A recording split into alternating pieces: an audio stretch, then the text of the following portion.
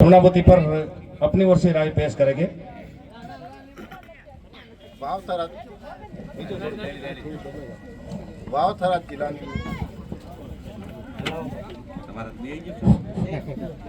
વાવ-થરાદ જિલ્લાની અંદર થરાદ તાલુકાની અંદર અમે શિવનગર ગામમાં શિવનગર મેદાનમાં સુરેશભાઈ મોહનભાઈ અને સમગ્ર એમની ટીમ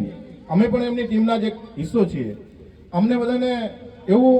આનંદ થાય છે કે આપણે સમાજને કઈ રીતે આપણે એક સાથે રાખી શકીએ, સમાજને કઈ રીતે આપણે એક તાંતણે બાંધી શકીએ। એના ઉદ્દેશથી આ એક સમાજની એક ટુર્નામેન્ટનું આયોજન કરવામાં આવ્યું અને અલગ અલગ દાતાઓને મળીને સમાજના આગેવાનોને મળીને અને આ જે સુરેશભાઈ મોહનભાઈ અને એસકે રાઠોડ સાહેબ આ બધા લોકોએ ખૂબ જ મહેનત કરી છે અને ખરેખર આવી રીતે જો આપણે બધા સાથે મળી અને આવી રીતના આયોજન કરતા રહીશું તો અહીંયા એવું નથી કે આપણે અહીંયા ભેગા થઈએ એટલે ખાલી ક્રિકેટ જ આપણે જોઈએ છીએ અને ક્રિકેટ જ શીખીએ છીએ, એવું નથી। પણ અહીંયા આવવાથી ઘણા બધા મિત્રો અહીંયા આવે છે, એમને મળીએ છીએ। એવું પણ થાય છે કે તમે કયો બિઝનેસ કરો છો, તમે શું કરો છો, એનો પણ આપણને લાભ મળે છે।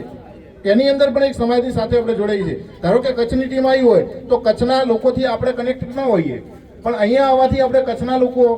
અહીંયાથી બિપિનભાઈ છે ડોંગ નોકરી કરે છે તો બિપિનભાઈ અહીંયા આવ્યા તો બિપિનભાઈને એમ થયું કે સમાજના 25 લોકોથી આપણે મુલાકાત થઈ, 50 લોકોથી મુલાકાત થઈ, સમાજના લોકોથી મુલાકાત થઈ, તો એવા અલગ અલગ લોકોથી આપણને મુલાકાત થાય છે અને અલગ અલગ રીતે આવી રીતે આપણે સંગઠિત રહી અને સમાજને એક સંદેશો આપવાનો સુરેશભાઈ અને મોહનલાલ સરપંચ પૂર્વ સરપંચ બહુ મજબૂત માણસ છે અને રાજકીય આગેવાન પણ છે, એટલે મોહનલાલનો અને સુરેશભાઈનો અને એસકેનો ને એમની સમગ્ર ટીમનો ખૂબ ખૂબ આભાર। અને જે પણ લોકોએ અહીંયા નાના મોટી જે પણ સેવા આપી છે, બાળકોએથી કરીને મોટા વડીલો આગેવાનો, અહીંયા કોઈ આગેવાન જેવું કોઈ રાખ્યું જ નથી। અહીંયા આવ્યા તો લોકોએ બધા એવું વિચાર્યું કે આ તો આપણી સમાજનું છે, અહીંયા આગેવાન આપણે ક્યાં, આપણી સમાજમાં આપણે આગેવાન ન હોઈએ। તો અહીંયા ખરેખર બધા લોકોએ ખૂબ સહયોગ આપ્યો અને આ જે ક્રિકેટ ટીમ